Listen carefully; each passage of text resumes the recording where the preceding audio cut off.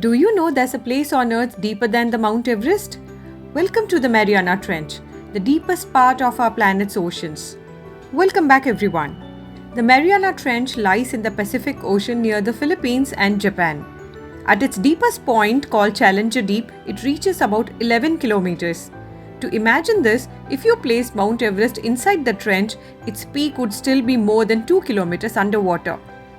The pressure here is over 1000 times greater than at the surface, enough to crush most submarines. Yet, life still exists in these extreme conditions, from giant amoebas and ghostly fish to microbes that feed on chemicals instead of sunlight. Imagine diving deeper all alone. On March 26, 2012, filmmaker and explorer James Cameron became the first person ever to complete a solo dive to the Challenger Deep in the Mariana Trench.